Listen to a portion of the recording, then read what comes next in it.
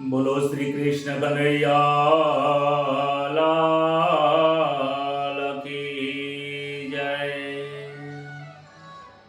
भागवत भगवान की जय। श्री कृष्ण गोविंद हरे मुरारे, हे नाथ नारायण वासुदेव, जीव हे बसवामृत में तदेव, गोविंद दामोदर माधवेति, सच्चिदानंद रूपाय विश्वोत्पत्त्यादिहेतवे, तापत्रय विनाशाय श्रीकृष्णाय वयं नमः। प्रथम नमो गुरुदेव ने लरि लरि लागू पाय, मात पिता ने वंदन करी, कथा कहो दिन रात। हरि गुरु संत सुपदार जो न कथा कहो मम मति अनुसार, सप्रेम स्वरूप परमात्मानी, सुनो भागवत महापुराण। मंगल दिवस याजनो न मंगल सौनो थाय, सौ संतो हरि भक्तो ने दास जय सना प्रणाम।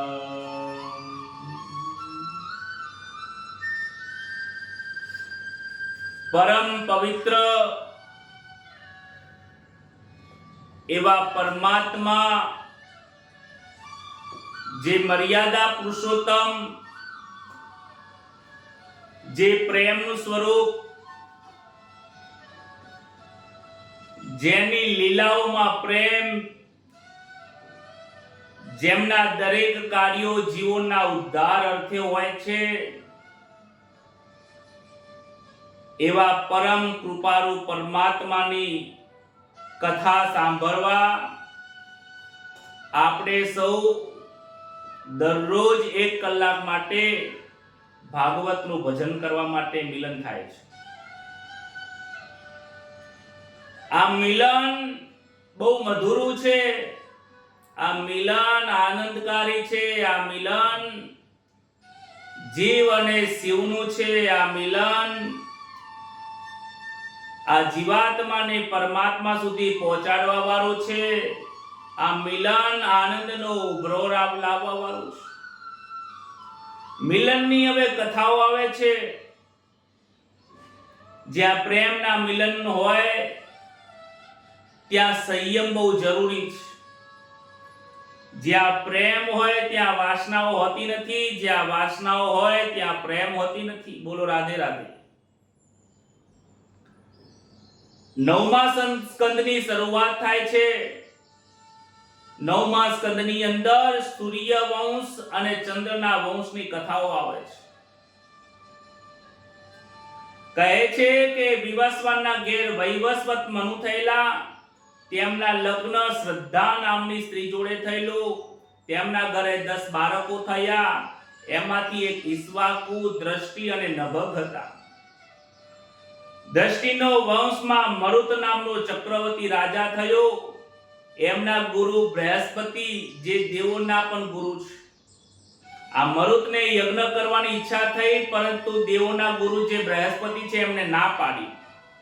ત્યારે એ મરુતજીને એક વખત નારદ મુનિ મળ્યા। નારદ મુનિને કહે છે કે મારે યજ્ઞ કરવો છે, પણ મારા ગુરુજી ના પાડે છે, યજ્ઞ કરવા માટે આવવાની ના પાડે છે। વિચાર કરો ત્યારે નારદ મુનિ કહે છે કે ગુરુના મોટા ભાઈ હોય ને એ પણ આપણા ગુરુ સમાન જ કહેવાય. તો જે બૃહસ્પતિ છે એમના જે ભાઈ સંવર્ત યોગી છે, એમનો કોઈ અતોપતો નથી, પરંતુ કહેવાય છે કે કાશી વિશ્વનાથ મંદિરે જેટલા પણ સૌ આવે છે એને નમસ્કાર કરે છે એ સંવર્ત યોગી છે. એ સૌની અંદર સબ હોય, સબ એની અંદર એ મહાદેવજીના દર્શન કરે છે. તમે એમને કહો એ યજ્ઞ તમારો પરિપૂર્ણ કરશે. આ મહાભારતમાં આની કથા બહુ વિસ્તારથી આપેલી છે. મરુત રાજા એક વખત રાત્રે કાશી વિશ્વનાથ મંદિરે જાય છે, સબ લઈને બેઠા છે, અને એક પાગલ જેવો માણસ આવે છે. શરીર ઉપર એકલા મેલ વર્ગેલો છે, શરીર ઉપર એકલી રેત વર્ગેલી છે, ભસ્મ ધારણ કરેલા છે, માથા ઉપર અનેક વાળો છૂટા છે, અને પાગલ જેવું વર્તન કરે છે જેથી લોકો એમને ઓળખી ના જાય. પરંતુ એ સબ લઈને જે મરુત બેઠા છે એમને નમસ્કાર કરે છે, તરત જ એમના પગ પકડી લે છે. તમે સંવર્ત યોગી છો, મારા ગુરુજીના નાના ભાઈ છો, પરંતુ હું મારા ગુરુજી જોડે ગયો, એ મારા યજ્ઞ કરવાની ના પાડે છે. તમે મારો યજ્ઞ કરાવો. મારા કોઈ યજ્ઞ કરાવવાની ઈચ્છા છે, યજ્ઞ કોઈ કરાવતું નથી. સંવર્તજી કહે છે કે હું યજ્ઞ કરવા તો આવું, પરંતુ બૃહસ્પતિને ખબર પડશે, અને પાછળથી તું જો બૃહસ્પતિ જોડે જતો રહીશ તો હું તને બળીને મારી નાખીશ, કારણ કે તું વચનનું ઉલ્લંઘન કરીશ. રાજા કબૂલ થાય છે. મરુત રાજાને મંત્રદીની દીક્ષા આપી યજ્ઞની શરૂઆત થઈ. યજ્ઞની અંદર જેટલા પણ પાત્રો હતા, વસ્તુઓ હતી, તદ્દન નવી અને સોનાની હતી. બૃહસ્પતિનું મન રલચાયું છે સોનાની વસ્તુઓ જોઈને. કહે છે, ઇન્દ્રને કહેવડાવ્યું. ઇન્દ્રને કહે છે કે આપણે યજ્ઞ કરવા માટે તૈયાર છીએ. ઇન્દ્ર અગ્નિને કહે છે કે તમે મરુતને કહો કે તમારા ગુરુ બૃહસ્પતિ તમારો યજ્ઞ કરવા માટે તૈયાર છે, એને તમે આચાર્ય પદે બેસાડો, નહીતર હું તમારા યજ્ઞમાં વિઘ્ન નાખીશ. ત્યારે સંવર્ત અગ્નિને કહે છે કે તું તાર જઈને ઇન્દ્રને કહી દેજે કે જે દેવોના નામ બોલો એ દરેક દેવો અહીંયા આવીને હાજર થાય અને પોતાનો અવિર્ભાવ ગ્રહણ કરે. આ મરુતના જેવો કોઈ યજ્ઞ થયો નથી. આ સંવર્ત યોગી યજ્ઞ કરવા માટે બેઠા છે. દરેક દેવતાઓને આવવું પડશે. જો અગ્નિનારાયણને કહ્યું છે, અગ્નિનારાયણ જો તમે લઈને નહીં આવો ને દેવતાઓને તો હું તમને બાળી નાખીશ. એ સંવર્ત યોગીની કેટલી સિદ્ધિઓ હશે જે અગ્નિને બાળવાનું કહે છે. જે ખુદ બાળવાની શક્તિ છે એને કહે છે કે હું તમને બાળી નાખીશ. આ સંવર્ત યોગીઓની સિદ્ધિ છે. ત્યારબાદ એમના ઘરે નભગના ત્યાં નાભાગ થયા, અને નાભાગની ત્યાં ભગવાનની કૃપાથી મહાન ભક્ત એવા અમરીશજીનો જન્મ થાય છે. અમરીશજી એમની રાજાની અંદર સંપત્તિના ભોગ માટે નથી, પરંતુ એમની સંપત્તિ ભક્તિ માટે છે. અમરીશજી જ્ઞાનના આચાર્ય છે. અમરીશજી ગૃહ ભક્તિના આચાર્ય છે. અમરીશજી વ્રત કરવા વાળા દરેક ભક્તોના આચાર્ય છે. વ્રત કરવામાં કોને ભગવાન મળ્યા છે આવું કહેવા વાળાને આ મોટું ઉદાહરણ છે કે અમરીશ રાજાને એકાદશીનું વ્રત કરવાથી ભગવાન પ્રાપ્ત થયા છે. આપણે એકાદશી કરીએ છીએ ને ભગવાન આવતા નથી, અને અમરીશ રાજાએ એકાદશીનું વ્રત કરે છે અને ભગવાનના દર્શન થયા છે. તો ફરક શું છે? કહે છે કે એક વખત અમરીશ રાજા એકાદશીનું વ્રત કરે છે. એ દિવસે એમના ત્યાં દુર્વાસા મુનિ પધારે છે. 12નો દિવસ હતો, પારનાનો સમય થયો છે, બપોરનો સમય થયો. ભગવાનની પૂજા સેવા કરી જ્યાં ભોજનની તૈયારી થવાની હતી ત્યારે દુર્વાસા મુનિ આવે છે. અમરીશજી એમનું સ્વાગત કરે છે. આવો મારા ભાગ્ય ઋષિજી, તમને આવ્યા ખૂબ ખૂબ ધન્યવાદ.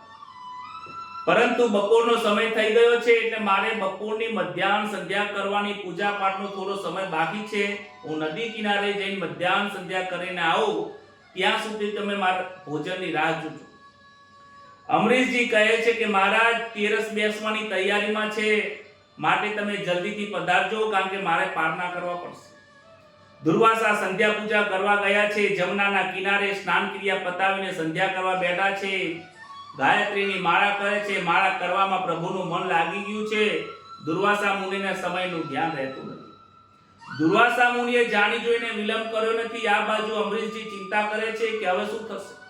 તેરસ બેસી જશે એટલે કહે છે, બ્રાહ્મણો કહે છે કે તેરસ બેસવાની કાંઈક અમુક જ ઘડીઓ અને પળ બાકી છે, તમે એક કામ કરી શકો છો, ભલે ભોજન તમે દુર્વાસા મુનિને જમાડ્યા પછી કરજો, પરંતુ ભગવાનના ચરણામૃત જે પડ્યું છે, ચરણામૃતનું પાણી તમે એક વખત ચરણામૃત લઈ લો એટલે તમારા આજના પારના બારસના થઈ જાય. જો તેરસ બેસી જશે તો તમારી એકાદશી તૂટી જશે. બ્રાહ્મણોનું વચન રાખવાથી રાજાએ જલપાન કરવાની તૈયારી કરે છે. જેવું જલપાન કરે છે એટલામાં તો દુર્વાસા મુનિ આવે છે. દુર્વાસા મુનિ ગુસ્સે થઈ જાય છે અને ગુસ્સામાં આવેશમાં આવીને એમના મસ્તક એના કેસ ઉપરથી કૃત્યા નામની એક રાક્ષસી બહાર આવે છે અને અમરીશને મારવા માટે જાય છે. અમરીશ ભગવાનનું ધ્યાન કરે છે, પ્રભુ બચાવો. ત્યારે સુદર્શન ચક્ર આવે છે. સુદર્શન ચક્રથી એ કૃત્યાને મારી નાખે છે. એટલેથી પૂરું થઈ જતું નથી. એ સુદર્શન ચક્ર દુર્વાસા મુનિને મારવા માટે દોડે છે. ત્યારે આગળ દુર્વાસા મુનિ, પાછળ સુદર્શન ચક્ર. દુર્વાસા મુનિ ખૂબ ગુસ્સામાં હોય છે, બહુ આવેશના ઋષિ છે. અનેક વર્ષો સુધી જે તપ કરે છે ને, જે તપે છે એને થોડો ગુસ્સો આવે છે. પરંતુ ઋષિ મહારાજ આજે દોડે છે પોતાનો જીવ બચાવવા માટે. દુર્વાસા મુનિ દોડતા દોડતા બ્રહ્મલોકમાં ગયા. બ્રહ્માજી કહે મારું કામ નહીં. દુર્વાસા મુનિ દોડતા દોડતા જાય છે મહાદેવજી જોડે. મહાદેવજી કહે મારું પણ કામ નહીં. વૈકુંઠમાં જાય છે. વૈકુંઠમાં જઈને નારાયણ કહે છે, ઓહો ગુરુજી આવો આવો, તમે તો મારા ગુરુજી છો, પધારો પધારો. દુર્વાસા મુનિ કે પધારો પછી કહો પાછળથી જે સુદર્શન ચક્ર મને મારવા માટે આવે છે એને તમે રોકો, કે તમે તો બહુ મોટી ભૂલ કરી છે. કે કારણ કે આ સુદર્શન ચક્ર આજે મારાથી નહીં ચાલે. આ તો અમરીશજી કહેશે તો જ બંધ થશે. સુદર્શન ચક્ર આજે મારા કયામાં નથી. તમે મારા દોષી નથી, તમે અમરીશજીના દોષી છો. અમરીશજી જે વ્રત કરે છે એ વ્રતના પ્રભાવથી આજે આ સુદર્શન ચક્ર આવ્યું છે. તે દોડતા દોડતા અમરીશજીના શરણમાં જાય છે. અમરીશજીને વંદન કરે છે. અમરીશજી કહે છે, અરે ગુરુજી તમે મને વંદન કરો યોગ્ય નથી. તમે બ્રાહ્મણ છો, હું તો રાજા છું, ક્ષત્રિય છું. એક ક્ષત્રિયને બ્રાહ્મણ વંદન કરે યોગ્ય નથી. કહે છે કે વંદનની વાતો પછી કરીએ, પહેલા પેલું સુદર્શન મારું પાછળ પડ્યું છે એને તમે રોકો. અમરીશજી બે હાથ જોડીને નારાયણને પ્રાર્થના કરે છે કે આજ સુધીમાં જેટલી પણ 11 કરી હોય, પૂરા નિયમથી કર્યું હોય, પૂરી શ્રદ્ધાથી કર્યા હોય, જે પુણ્ય કર્મ કર્યા હોય એ પુણ્યના બળથી આજે આ સુદર્શન ચક્ર થંભી થાવ. ત્યારબાદ સુદર્શન ચક્ર ત્યાં સ્થિર થાય છે, અંદર ધ્યાન થઈ જાય છે અને અમરીશ રાજાને વંદન કરે છે. અમરીશ રાજા પણ દુર્વાસા મુનિની ખૂબ પૂજા કરીને અને ત્યાં મહિમા કરીને અમરીશજીનો ખૂબ મહિમા કરે છે. દુર્વાસા મુનિ પણ ખૂબ મહિમા કરે છે. સુખદેવજી મહારાજ પણ અમરીશ રાજાનો ખૂબ મહિમા કરે છે. કહે છે સુખદેવજી કહે છે કે મેં તો લંગોટી છોડીને જંગલમાં આવ્યો છું. હું જંગલમાં જઈને ભગવાનનું ભજન કરું છું, કારણ કે મને સંસારના લોકો કોઈ પરેશાન ના કરે. પરંતુ આજે અમરીશજી તો રાજ્ય પણ ચલાવે છે, પ્રભુનું ભજન પણ કરે છે. સંસારમાં રહીને પ્રભુનું ભજન કરવું એ જંગલમાં તપ કરતા પણ બહુ અઘરું છે. એમને એક વાક્યમાં લખ્યું છે કે અમરીશ રાજા એ મારા કરતા પણ મહાન છે. વિચાર કરો સુખદેવજી મહારાજને આવું ક્યારે લાગ્યું હશે? એ ભક્તિનું શુદ્ધ સ્વરૂપ છે. એ વ્રત અને પૂજા પાઠનું શુદ્ધ સ્વરૂપ છે. અમરીશ રાજાની કથાની અંદર આ બધું રહસ્ય રહે છે કે જેની ભક્તિ શુદ્ધ છે એને આ ભક્તિનું ફળ મળે છે.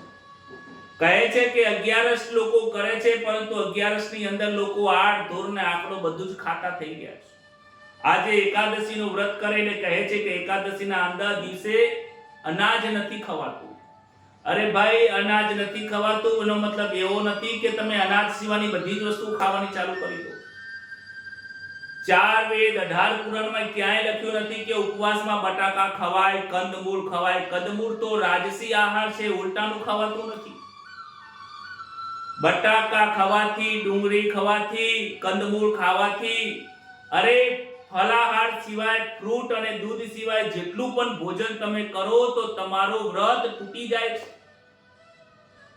ભાગવતની અંદર લખ્યું છે, શ્રીમદ ભાગવતમાં લખ્યું છે કે દસમીના દિવસે અજીર ન થાય એવું ખાવું નહીં, તમારું શરીર બગડે એવું ભોજન કરવું નહીં, માત્ર દૂધ અને ભાતનો આહાર, સાત્વિક આહાર કરવો. એકાદશીના દિવસે બને તો નિર્જરા રહેવું.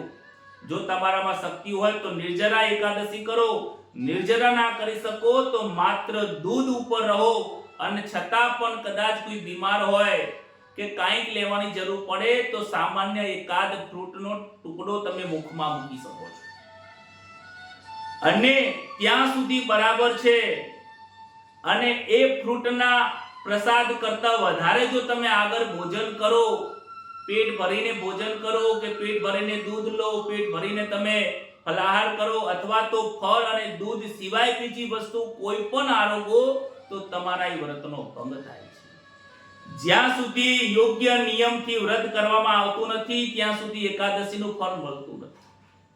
એકાદશીનો મતલબ શું થાય છે? એકાદશી એટલે 11. એ 11 કઈ વસ્તુ છે? કહે છે કે 5 કર્મેન્દ્રિય અને 5 જ્ઞાનેન્દ્રિય અને 11મું મન. આ 11 ઇન્દ્રિયોને જ્યારે તમે એના ઉપર સંયમ રાખવાની જે શક્તિ છે, સંયમ રાખવાનું જે શીખો છો, એનું નામ 11 છે. આજે લોકો 11 કરે છે, પાંચમ કરે, કોઈ બીજ કરતા હોય, કોઈ ત્રયોદશી કરતા હોય, અનેક પ્રકારના વ્રત કરે છે, પણ આટલો ભોજન કરીને વ્રત કરે છે. ભગવાન ના પાડે છે કે 2 ટાઈમ ભોજન કરશો તો મને પોસાશે, પણ ભક્તિમાં પાખંડ કરશો એ મને નહીં પોસાય. એ વ્યક્તિ ભક્તિમાં પાખંડ એ નરકમાં લઈ જવાનું દ્વાર છે. જો તમારાથી ફલાહાર કરીને ઉપવાસ થતો હોય તો જ ઉપવાસ કરો. બની શકે તો આજે તમારે એવો ઉપવાસ કરવો તો 2 ટાઈમ ભોજન કરો, પણ એ દિવસે કોઈ બ્રાહ્મણને ભોજન કરાવો, કોઈ ગરીબને ભોજન કરાવી દો. બીજો અર્થ થાય છે ઉપવાસ, એટલે બીજાને ભોજન કરાવવું. એક દિવસ એવો તમે ગોઠવો કે આજે એકાદશી છે, આજે એકાદશી સિવાય આજે બારસ છે, ત્રેરસ છે, આજે પૂનમ છે, આજે પૂનમના દિવસે હું મારા બ્રાહ્મણને ઘરે બોલાવું, આસન પથરાવું, મારા હાથે રસોઈ બનાવીને એમને જમાડું. એ પણ તમારી પૂનમ થઈ જાય છે. આ ઇન્દ્રિયો પર સંયમ મૂકવા માટે આપણા ધર્મશાસ્ત્રની અંદર ઉપવાસનું મહત્વ કયું છે. બાકી ભૂખ્યા રહેવા માટે ઉપવાસ નથી. આજના લોકો જે ઉપવાસ કરે છે એ પાખંડનો ઉપવાસ છે. તમારા શરીરને સંયમી બનાવવા માટે ઉપવાસ છે. મનને, મુખને, આંખોને, કાનના ઉપર સંયમ રાખો. ઘણા બધા ઉપવાસના નિયમો કયા છે, એટલા માટે તો આપણને એકાદશીનું ફળ મળતું નથી. બાકી તો શું લખ્યું છે? ધન એકાદશી, એકાદશી કરીએ તો વૈકુંઠ પામીએ. આ અમરીશ રાજાને એકાદશીનું ફળ મળીને વૈકુંઠમાં ગયા, આપણે નહીં જતા એનું કાંઈ તો કારણ છે. એનું આ જ મોટું કારણ છે. અમરીશ રાજાએ ખૂબ શ્રદ્ધાથી, વિશ્વાસથી, નીતિ નિયમથી આ વ્રત કર્યું છે, જેથી અમને એનું ફળ મળ્યું છે. અમરીશ રાજાની આ ભક્તિમાંથી આપણે ઘણું બધું શીખવાનું છે. ત્યારબાદ કહે છે કે મનુ મહારાજના ત્યાં ઈક્ષ્વાકુ નામનો પુત્ર થયો, એમના વંશમાં મદાંત થયો. રાજાને 50 કન્યાઓ થઈ, સૌભરી ઋષિ થયેલા, અને એ સૌભરી ઋષિએ 85 વર્ષની ઉંમર થઈ ત્યારે તે વનમાં જાય છે, અને વનમાં જઈને ભગવાનની ભક્તિ કરે છે. ભક્તિ કરતા કરતા એક વખત એમની નજર માછલા અને માછલીનો પ્રણય પ્રસંગ જોવે છે. એનાથી એમના મનમાં કામ વાસના ઉત્પન્ન થઈ, અને મદાંત રાજાને જઈને કહે છે કે મારે તમારી પુત્રી જોડે લગ્ન કરવા છે. વિચાર કરો, આટલા જ્ઞાની અને બ્રહ્મનિષ્ઠ હોવા છતાં પણ એક વસ્તુ ખરાબ જોવાથી મનમાં ઉતરી ગઈ. આપણી આંખોથી તો વારંવાર આવી વસ્તુ જોવાય છે. બહુ આંખ અને કાનને ધ્યાન રાખો. સૌભરી ઋષિ 85 વર્ષના હતા, વૃદ્ધાવસ્થામાં લગ્ન કરવાની ઈચ્છા થઈ. એમને પોતાનું સ્વરૂપ બદલી નાખ્યું છે, અતિ સુંદર સ્વરૂપ ધારણ કર્યું. પોતાના બળથી રાજમહેલમાં ગયા. રાજાને લાગ્યું કે જો હું મારી દીકરીને નહીં પરણાવું તો મને શ્રાપ આવશે, માટે કહે છે કે આવતીકાલે સ્વયંવર રચાશે, તમે આવજો, મારી દીકરીને તમને પસંદ કરી લે તો તમે લગ્ન કરજો. સ્વયંવરમાં ગયા છે ત્યારે જેટલી પણ કન્યા હતી બધી કન્યાઓ વચ્ચે ઝઘડો થવા માંડ્યો. 50 કન્યાઓ ઝઘડવા માંડી કે મારે સૌભરી જોડે લગ્ન કરવા છે, સૌભરી જોડે ભોગ ભોગવવા છે. ત્યારબાદ મદાન રાજાએ 50 કન્યાઓને સૌભરી ઋષિ જોડે પરણાવી દીધી. સૌભરી ઋષિ જોડે લગ્ન થયા પછી આ સૌભરી ઋષિ પોતાનો વિવેક ભૂલી જાય છે અને ત્યારબાદ અનેક ભોગો ભોગવ્યા પછી ભોગોમાં જ્યારે રોગ થયો ત્યારે યોગ યાદ આવ્યો કે પછી હું બ્રહ્મ જ્ઞાની હતો, બ્રહ્મનિષ્ઠ હતો. મારી વિવેક બુદ્ધિના કારણે, મારી વિવેક બુદ્ધિ ભ્રષ્ટ થઈ જવાના કારણે આજે હું દુખી થયો છું. પાછો હું સંસારમાં પડ્યો, વૃષ્ટિને પસ્તાવો થયો. કહે છે એક ખરાબ વસ્તુ જોવાથી મારું જીવન બગડ્યું છે. ફરીથી એ બ્રહ્મ જ્ઞાની થવા માટે તપ કરે છે, સંયમતા કરે છે અને આગળ જઈને પછી એમનો મોક્ષ થાય છે. નાની એક પ્રસંગ છે, એક પ્રસંગમાં ઘણું જાણવા મળે છે કે આંખોથી પણ જોવાથી, કાનોથી ખોટું સાંભળવાથી આ માણસ આટલા બ્રહ્મનિષ્ઠ ઋષિઓ હોવા છતાં પણ દુખી થાય છે. ત્યારબાદ સાગર નામનો રાજા ચક્રવર્તી થયો. અશ્વમેઘ યજ્ઞ કર્યા છે. ત્યારબાદ ત્યાં એમનો યજ્ઞ કરતી વખતે એમનો ઘોડો છોડવામાં આવ્યો. એ ઘોડોને જે છોડ્યો તો એ ઇન્દ્રએ ઘોડાને ચોરી લીધો અને કપિલ મુનિના આશ્રમમાં બાંધી દીધો. ત્યારે સાગરના પુત્રો એ ઘોડાને શોધવા માટે નીકળ્યા, કપિલ મુનિના આશ્રમમાં આવ્યા. આ કપિલે જ ઘોડાની ચોરી કરી છે એવો વિચાર કરીને કપિલ મુનિને મારવા જાય છે. ત્યાં તો કપિલ મુનિની આંખો ખોલી અને બ્રહ્મ તેજના કારણે એમના બધા જ પુત્રો ત્યાં બળીને ભસ્મ થઈ જાય છે. ત્યારબાદ સાગરનો પુત્ર અંશુમાન કપિલ મુનિની પાસે આવીને સ્તુતિ કરે છે. કહે છે કપિલ મુનિ, આ તમારો ઘોડો ઇન્દ્ર ચોરીને મારા આશ્રમમાં મૂક્યો છે, તમે લઈ જાઓ. તમારા ઘોડાને મારે કઈ જરૂર નથી. પરંતુ અંશુમાન કહે છે કે મારા કાકાઓ અને મારા જે પિતૃઓ અને મારા ભાઈઓ આ બળીને ખાક થઈ ગયા છે. એ પિતૃઓના ઉદ્ધાર અર્થે તમે મને કંઈક ઉપાય બતાવો. કપિલ મુનિ કહે છે કે અત્યારે તો જો આકાશમાંથી ગંગા પધારે અને ગંગાના જળનો જો એમનો સ્પર્શ થાય તો જ તમારા પિતૃઓનો ઉદ્ધાર થઈ શકે છે. ગંગાજીને લાવવા માટે અંશુમાન ખૂબ તપ કરે છે. અંશુમાને તપ કર્યું. ત્યારબાદ એમના પુત્ર દિલીપજીએ તપ કરે છે. એમના બાદ એમના પુત્ર દિલીપના પુત્ર ભગીરથે તપ કર્યું. 3 પેઢીઓના પુણ્યના પ્રતાપે ગંગાજી પ્રગટ થાય છે. વિચાર કરો, પેઢીઓનું પુણ્ય ક્યાંય જતું નથી. એ ગંગાજીને લાવવા માટે, પિતૃઓના ઉદ્ધાર કરવા માટે 3 પેઢીઓએ સત્કર્મ કર્યું છે. ગંગાજી કહે છે કે હું ઉપરથી જ્યારે પૃથ્વી ઉપર અવતરણ કરીશ ત્યારે પૃથ્વી પરનો પ્રલય થઈ જશે, કારણ કે મારો જે ભાર છે એ સહન નહીં કરી શકે. માટે શિવજીના જટામાં શિવજી એમને ધારણ કરે છે અને એમાંથી બહાર જવાનો એક થોડો માર્ગ આપ્યો છે. અનેક દેશોને ઉદ્ધાર કરતા કરતા ગંગાજી આજે પૃથ્વી ઉપર પધાર્યા છે. બોલો શ્રી ગંગા મૈયાની જય. હર હર ગંગે. ગંગામાં જઈને બધા લોકો સ્નાન કરે છે ને હરિદ્વારમાં જઈને, બરાબર. ગંગાજીને સ્પર્શ થવાથી અનેક દિવ્ય પુરુષો બહાર આવ્યા. સાગરના પુત્રોને સદગતિ મળી છે. ભગીરથ રાજા ગંગાજીને લઈને આવ્યા, માટે આ ગંગાજીનું નામ ભગીરથી પડ્યું છે. નારાયણ ગંગાના ચરણમાં રહે છે. શિવજીના માથામાં ગંગા રહે છે અને સદગુરુ મહારાજના ચરણમાં, સદગુરુ મહારાજના મુખારવિંદથી હંમેશા માટે જ્ઞાન ગંગા વહેતી હોય છે. આ ભાગવતની કથાની અંદર પણ દરરોજ જ્ઞાન ગંગા વહેતી રહી છે. જે લોકો સ્નાન કરે છે, જે લોકો આ જ્ઞાન ગંગાનું પાન કરે છે, હરિના રસનું જે પાન કરે છે, એ લોકો આ જન્મની અંદર જ મોક્ષ પામે છે. આગળ જતા ખટવાંગ રાજાની કથા આવે છે. ખટવાંગ રાજાએ 48 મિનિટની અંદર પરમાત્માનું ધ્યાન કરીને શરીરનો ત્યાગ કરીને સદગતિ મેળવી હતી. ખટવાંગ રાજા પછી દીર્ઘબાહુ પછી એક રઘુ રાજા આવે છે. રઘુ રાજા એટલા બધા ઉદાર હોય છે કે એમને એમના જીવનમાં રામજીના પરદાદા હતા. રઘુ રાજા એટલા બધા ઉદાર હતા કે એમને જીવનમાં ફક્ત એક જ વસ્ત્ર પોતાના માટે પહેરવા માટે રાખ્યું છે, બાકી સર્વસ્વનું દાન કર્યું છે.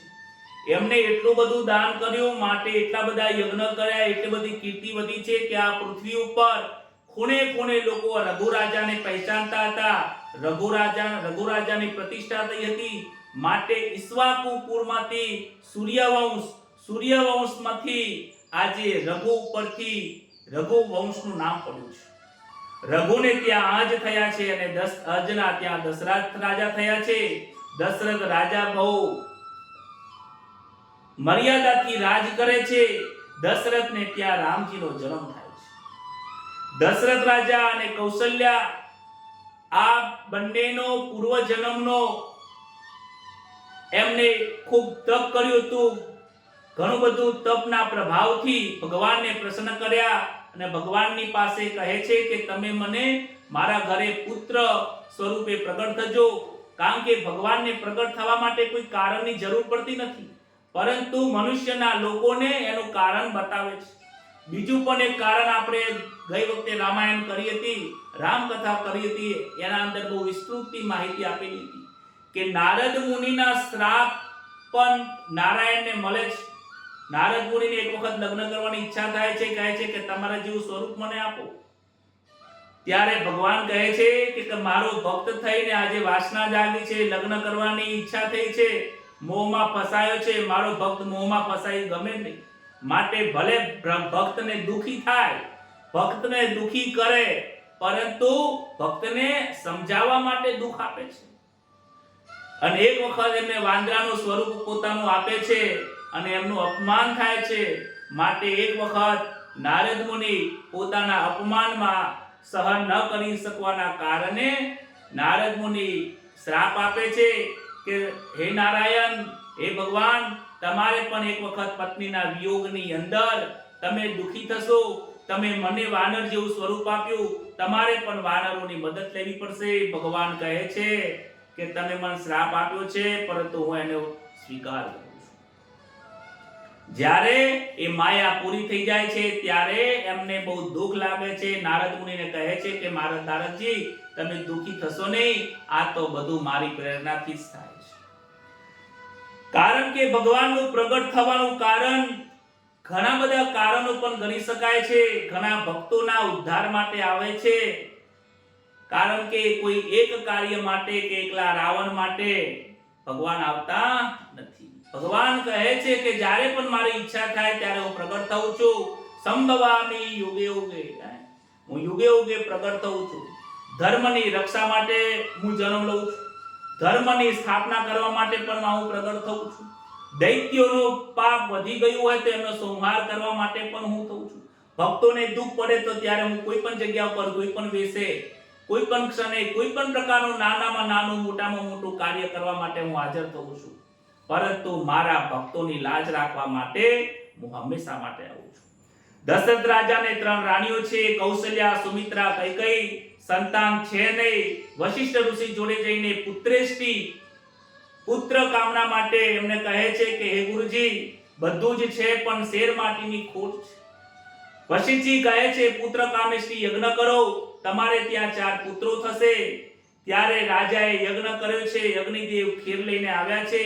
યજ્ઞ કુંડની અંદર અગ્નિદેવ બહાર આવ્યા, ખીર લઈને પ્રસાદ આપે છે. કહે છે કે તમે રાણીને ખવડાવજો, તમને તમારે ત્યાં દિવ્ય બાળકો થશે. વશિષ્ઠ ઋષિની આજ્ઞા થવાથી કૌશલ્યાને અડધો ભાગ આપ્યો છે. બાકીના અડધા ભાગમાંથી 2 ભાગ કરીને એક સુમિત્રાને, કૈકેયી અને સુમિત્રાને આપે છે. મહારાજ કૈકેયીને પ્રસાદ છેલ્લે આપવા જાય છે એટલે કૈકેયીને થોડું દુઃખ લાગે છે કે પહેલા તમે કૌશલ્યાને કેમ આપવા ગયા, મારી પાસે કેમ છેલ્લા આવ્યા. માટે એમ કરીને જ્યારે પ્રસાદ હાથમાં રાખે છે, થોડા નારાજ થયેલા હોય છે. એટલામાં આકાશમાં એક સમડી ઉડતી હોય, ખીરનો પ્રસાદ જોઈને ખીરનો પ્રસાદ લઈને જતી રહે છે.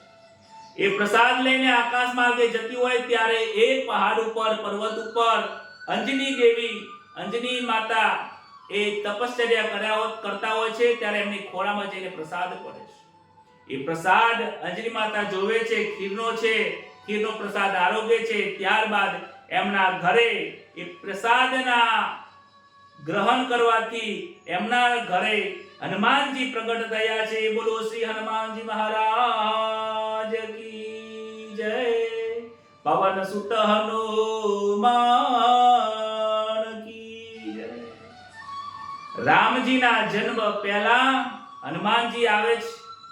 હનુમાનજી મોટા હોવા છતાં પણ રામજીની સેવા કરે છે. હનુમાનજી કહે છે કે હું મોટો નથી, મારા રામ મોટા છે. એ મોટા હોવા છતાં પણ મોટાપણું નથી. હનુમાનજીની અંદરથી ઘણું બધું શીખવા મળે છે.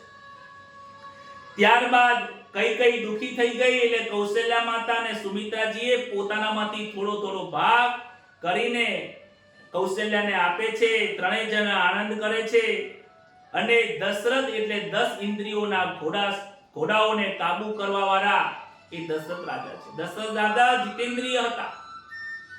દશરથ રાજાનો જ્યારે બાળકોના જન્મ થયા ત્યારે એમની ઉંમર 9999 વર્ષની હતી.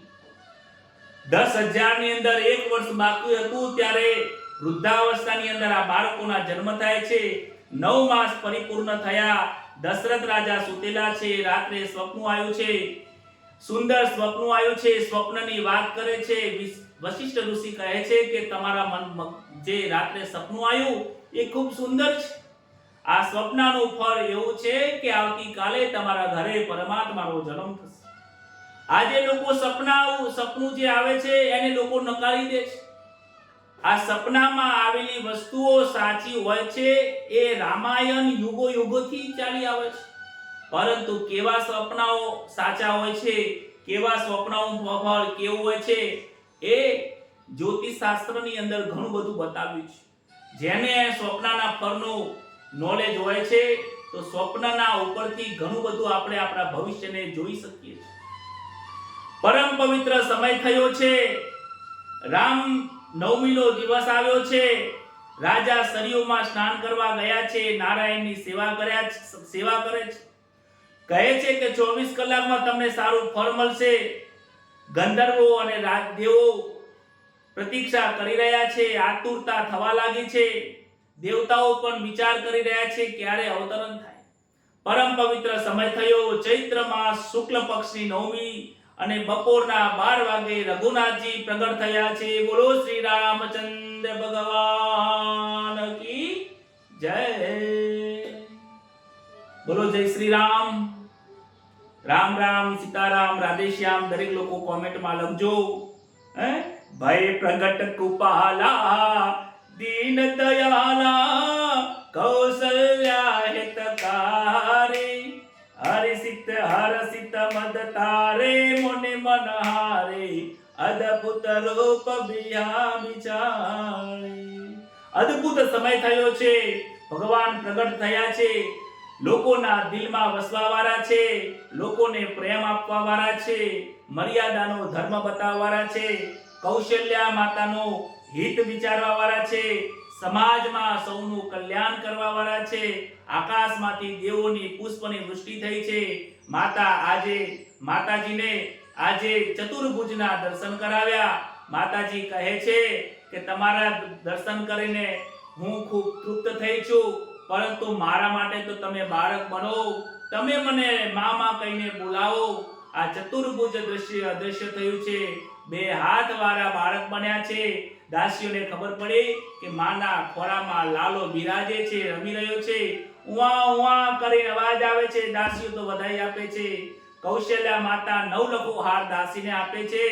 દાસી કહે છે, માં મારે આજે ધન જોતું નથી, મારે તો આજે લાલાના દર્શન કરવા છે. દાસીઓ કહે છે કે અમારે આજે ધનની ઈચ્છા નથી. વિચાર કરો, લાલાના ભગવાનના દર્શન કરવામાં ધન ભૂલાઈ જાય છે. જે ધનને ભૂલે છે એ પરમાત્માને યાદ કરે છે. મહારાજ બધાઈ હો. સાક્ષાત નારાયણ જેવું સ્વરૂપ છે. તમારા ઘરે લાલો પધાર્યો છે. દ્રાસજીને વૃદ્ધાવસ્થામાં ઘણા વર્ષે પુત્ર આવ્યો છે. પુત્ર નહીં પરંતુ જે જગતના પિતા છે એ દશરથ રાજા આજે જગતના પિતાના પિતા બન્યા છે. રાજાએ સુંદર શણગાર સજ્યો છે. ગણપતિને પૂજન કર્યું. પુણ્યવાચન અને નાની શ્રાદ્ધ કરીને પિતૃઓની પૂજા કરી. ઘણું બધું દાન કર્યું છે. આજે અયોધ્યાની અંદર કોઈ ગરીબ રહ્યું નથી. વશિષ્ઠ ઋષિ કહે છે, મધ તમે લાલાને ચટાડો. મધ લઈને અંદર આવે છે અને હટો હટો લોકોને કહે છે. હે, ઘરમાં ખૂબ ભીડ જામી છે. અયોધ્યા વાસીઓ બધા લોકો દર્શન કરવા જાય છે. સૈનિકો અને ત્યાંના સેવકો કહે છે કે રાજાજી આવી રહ્યા છે, હટો. પરંતુ આજે તો કોઈ કોઈની વાત સાંભળતું નથી. લાલાના દર્શન કરવામાં ભીડ થઈ છે. ત્યારબાદ વશિષ્ઠ ઋષિ આગળ જાય છે, પાછળ દશરથ રાજા આવે છે. દશરથ રાજા રામજીને હાથમાં લઈને દર્શન થયા છે. એકાકાર થયો છે. આજે જીવ અને આત્મા પરમાત્મા સાથે ભાવ વિભોર થયા છે. નિરાકાર બ્રહ્મ સાકાર થઈને પુત્ર સ્વરૂપે પ્રગટ થયા છે. પરમાત્મા નિરંજન નિરાકાર છે. પરમાત્માનો કોઈ આકાર નથી એવું કહી ના શકાય કે પરમાત્મા આવા છે. એ સભર છે. જેમ દૂધની અંદર ઘી રહેલું છે પરંતુ દૂધમાં ઘી દેખાતું નથી. લાઈટની અંદર વાયર જતો હોય, વાયરની અંદર કરંટ જતો હોય છે. એ કરંટ જેમ જોઈ શકાતો નથી. ફૂલમાં જેમ સુગંધ છે એ સુગંધને જોઈ શકાતી નથી. પાણીમાં જેમ શીતળતા છે એમ શીતળતા જોઈ શકાતી નથી. અગ્નિમાં ગરમી છે પણ ગરમી જોઈ શકાતી નથી. આજે એ નિરંજન નિરાકાર પરમાત્મા સાકાર સ્વરૂપમાં આવ્યા છે અને લોકો દર્શન કરવાનો લાવો લીધો છે. રામ જન્મનો આનંદ થયો છે. ત્યારે કહે છે, વશિષ્ઠ ઋષિને કહે છે કે તમે મંત્ર બોલો, હું એને મત ચડાડું. પરંતુ વશિષ્ઠ ઋષિ કહે છે કે મંત્ર હું શું બોલું? આજે તો હું મંત્ર પણ ભૂલી ગયો છું. પ્રભુના જ્યારે દર્શન થાય ને ત્યારે મંત્ર બોલાય છે, દેહનું ભાન રહેતું નથી. વ્રત જપ નિયમો બધું તૂટી જાય છે. કારણ કે પરમાત્માના સાથે જ્યાંની લગની લાગે છે ને ત્યાં બધું છૂટી જાય છે. દશરથજીએ બાળ સ્વરૂપ જોયું, હૃદય ભરાયું છે, પરમાનંદ થયો છે. વશિષ્ઠ ઋષિ ત્યારબાદ કહે છે કે હવે નામકરણનું આપણે કરવા પડશે. ત્યારબાદ કૌશલ્યાના પુત્રનું નામ કહે છે કે રામ આપણે રાખીશું, કારણ કે રમંતે યોગિનઃ યસ્મિન ઇતિ રામઃ. જેનું નામ લેવાથી હૃદયની અંદર આનંદ થાય છે એટલે આપણે એમનું નામ રામ રાખું છું. સુમિત્રાને પણ જે પુત્ર જન્મ્યો છે એ અનેક સદગુણોથી ભરપૂર છે, માટે એમ સદગુણોના લક્ષણ ધારણ કરેલા છે, માટે એમનું નામ લક્ષ્મણ રાખીશું. કૈકેયીનો પુત્ર જગતને ખૂબ પ્રેમ ભરપૂર આપવાનો છે. ભાઈઓ પ્રત્યેનો પ્રેમ એટલે ભરતજીનું નામ રાખ્યું છે. અને ચોથો પુત્ર જે શત્રુઓ પર વિજય મેળવવાનો છે માટે એનું નામ શત્રુઘ્ન રાખ્યું છે. નામકરણ સંસ્કાર થયા છે. રામ વિના આરામ નથી. જે આરામ કરે છે એના પાસે રામનું નામ નથી. રામનું નામ જે લે છે એને આ સંસાર રૂપી સાગરમાંથી સદાય આરામ અને શાંતિ મળે છે. કહે છે કે રામ રૂપી મર્યાદાનું તમે પાલન કરશો, રામના જેમ તમે મર્યાદાનું પાલન કરશો તો જ કૃષ્ણ પ્રત્યે પ્રેમ થશે. પ્રેમ ભક્તિમાં જવા માટે સૌપ્રથમ મર્યાદા ભક્તિ શીખવી પડે છે. માટે રામજીનો જન્મ પ્રથમ થાય છે, કૃષ્ણ અવતાર પછી થાય છે. રામજીના જન્મને સારી રીતે સમજી શકાય છે. રામજીનું જીવન એ એવું જીવન છે કે એનું તમે અનુકરણ કરી શકો છો. કહેવાય છે કે કોઈનું અનુકરણ કરાય નહીં, પરંતુ રામજી કહે છે કે તમે મારું અનુકરણ કરશો તો તમારું જીવન ધન્ય બની જશે. રામજીનું અનુકરણ કરો, કૃષ્ણનું અનુકરણ કરશો. રામે કર્યું એમ કરો, કૃષ્ણએ કહ્યું એમ કરો. કૃષ્ણ કહે કે મેં કર્યું એમ કરતા નહીં, તમે દુઃખી થઈ જશો. હું જે કહું છું એ કરો, માટે એમને ગીતાજીનું જ્ઞાન આપ્યું છે. રામજી કર્મ કરીને, ક્રિયાઓ કરીને એમને પોતાના જીવનની અંદર લોકોને ધર્મ બતાવ્યો છે. રામ જેવા કોઈ રાજા થયા નથી અને ભવિષ્યમાં કોઈ થવાના નથી. રામજીનું જીવન ખૂબ સરળ છે. અયોધ્યામાં રામજીનું પ્રગટ થયું. રામ, લક્ષ્મણ, ભરત, શત્રુઘ્નો ચારે ભાઈઓ કૌશલ્યા માતાના આંગણમાં રમે છે. રામજી મોટા છે છતાં પણ ત્રણેય ભાઈનું ધ્યાન રાખે છે. એક વખત ભરતજી કૌશલ્યા માતાને કહેવા આવ્યા કે મને રામજી ખૂબ ચીટિંગ કરે છે. રામજી અમારા જોડેથી હારી જાય છે, જાણી જોઈને હારી જાય છે. રામજી અમને જીતવા માટેના જ પ્રયત્નો કરે છે. રામજી એટલા મોટા છે છતાં પણ અમારાથી જાણે કે હારી જતા હોય ને જાણી જોઈને હારી જાય છે. કૌશલ્યા માતા કહે કે તમે આવું કેમ કરો છો? ત્યારે રામજી કહે છે કે મારા ભાઈઓની જીતમાં મારી જીત છે. મારા ભાઈઓના પ્રેમમાં મને પ્રેમ મળે છે, મારા ભાઈઓના આનંદમાં મને પણ આનંદ મળે છે. મને એકલાને આનંદ થવામાં આનંદ નથી. મારા ભાઈઓ જીતે, ભરતની જીત એ મારી જીત છે. મારા ભરત હારે તો મારા ભાઈઓ હારે તો હું હારો. આવો ભાતૃઓનો પ્રેમ એ રામજીના અંદરથી જોવા મળે છે. પ્રેમ અને માન માંગવાની વસ્તુ નથી, પ્રેમ અને માન આપવાથી વધે છે. માન તમે આપશો તો તમારું માન વધશે, જો તમે કોઈને માન નહીં આપો તો તમારું પણ માન રહે. આજે લોકોને પ્રેમ જોઈએ છે પણ પ્રેમ આપતા નથી. આજે રામજી ભાઈઓને પ્રેમ આપે છે ત્યારે ભાઈઓ પ્રેમ આપે છે. અરે તમે પણ કુટુંબની અંદર બહુ પ્રેમ રાખજો, ભાવ રાખજો. મોટા ભાઈ નાનો ભાઈ જે પણ કઈ નાનું મોટું કરે તો એને ભૂલી જવાની ભાવના રાખજો. ભૂલી જવાની ભાવના રાખશો તો ભગવાન કહે છે હું મળું છું. જેને ભૂલી જવાની ભાવના નથી એને હું પ્રાપ્ત થતો નથી. ભરતજી કૈકેયીને કહે છે કે માં મોટા ભાઈ સમર્થ છે, અમને માન આપે છે. રામજી સૌને માન આપે છે. રામનો અવતાર મર્યાદા પુરુષોત્તમ છે, કૃષ્ણનો અવતાર પુષ્ટિ મર્યાદાઓ છે. રામજીની બાળ લીલા બહુ ઓછી છે.